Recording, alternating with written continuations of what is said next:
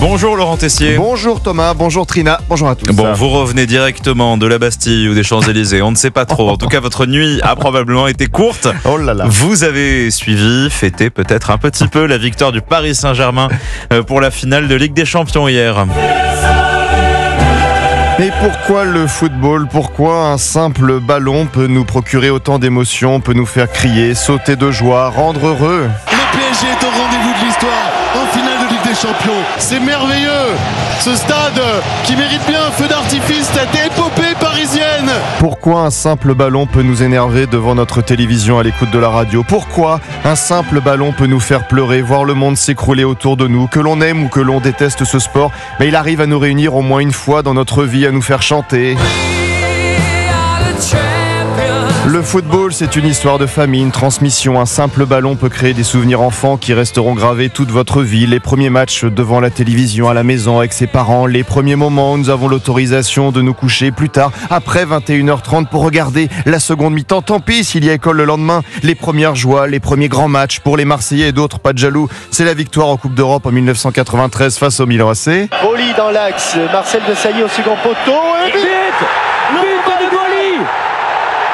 But de Basile Boli sur ce corner. Les commentaires de Thierry Roland et Jean-Michel Larquet sur TF1. Les premières peines, Saint-Etienne 1976, la finale perdue de la Coupe d'Europe, les demi-finales de Coupe du Monde, France-Allemagne 82-86. Pour ma génération, 1993, le rêve américain s'arrête pour les Bleus à cause de la Bulgarie dans les dernières secondes. Attention Kostadinov. Et but à 10 secondes. C'est la fin.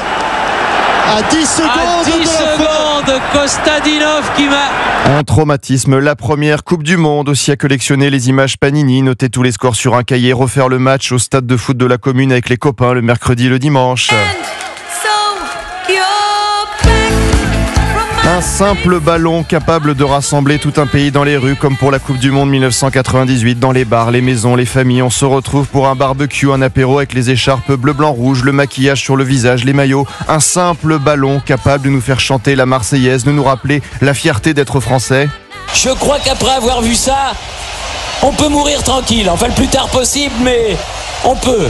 Ah, c'est superbe. Quel pied. Ah, quel pied. Oh putain! Un simple ballon où enfant on s'imagine devant nos posters de notre chambre soulever une Coupe du Monde. On refait la finale dans la cour de récréation avec un ballon en mousse. Un simple ballon capable de partager des moments père-fils. Le premier ballon, les passes dans le jardin, la première licence de foot, les premières chaussures, la famille qui se déplace pour le premier match à 6 ans. Passer tous ces samedis après-midi dans les stades des communes avec les mêmes parents pour faire les déplacements. Passer ces jours fériés au tournoi, ramener une médaille, avoir l'impression d'avoir obtenu l'or olympique. Un simple ballon qui vous rappelle vos soirées lycéennes, étudiantes, entre potes, au match, un moment de liberté loin du cocon familial. On collectionne les billets des rencontres. Un simple ballon qui peut énerver adulte madame. Non, je ne bouge pas, j'ai mon match à la télévision.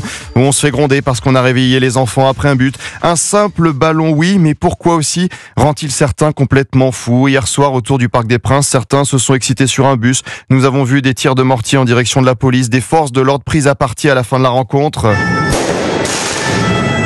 Des vitrines de magasins brisées, des voitures brûlées, 3 personnes blessées percutées par une voiture. Qu'y a-t-il dans la tête de tous ces gens, ces jeunes? Pour un simple ballon, il faut mobiliser un nombre important de policiers. Pour un simple ballon. Et nous n'avons plus envie d'aller avec nos enfants dans les stades. Nous n'avons plus envie de tomber sur tous ces fous qui gâchent la fête. Nous restons entre nous. Allez, je retourne à mes souvenirs, celui du simple ballon qui nous procure tellement d'émotions positives. Le football capable du meilleur comme du pire. On en parle avec vous, Laurent Tessier. On en parle de 11h à 13h dans Pascal Pro et vous, Laurent Tessier, rédacteur en chef de l'émission. À tout à l'heure.